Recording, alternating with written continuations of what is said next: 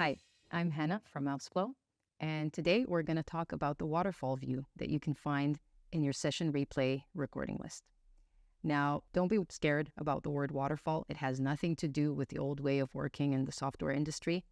This is about giving you more visibility into what your users are doing and how they're traveling through your site. In our recorded sessions table, under pages, you can see there's an arrow next to the number. If you click on that, it will actually expand to what we refer to as the waterfall. And it shows you the sequence of pages that were visited during the session and the time that the user spent actually interacting with that page. So if you see this gap here, it means that these are periods of time where the user didn't interact with anything. So this is actual active time that the user spent on each page. And that can really easily show you what users are actually focusing on and what pages are just blips on their journey. Here, for example, you can see that the user is visiting a ton of pages, doing a bunch of things, but very, very short spans, and then spends a lot of time on the media page. Furthermore, you'll see under tags where the friction occurrences actually happened. So you can see here that click rate happened, which resulted in 6 points being added to the friction score,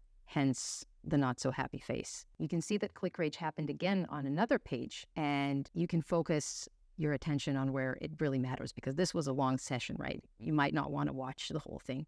So if I've expanded this view and I spotted where a rage click occurred and I want to dig deeper and I want to see what exactly happened, I can click on this row and it will open the player directly on that page view so I can see what happened. So if you haven't seen this before, this is our player. This is where you can see all the interactions that a user had with your website. And these lightning bolts are the indications that rage click occurred. So you can jump straight to that point and see where the user clicked. In this example, you can see that someone was trying to click two elements that weren't clickable.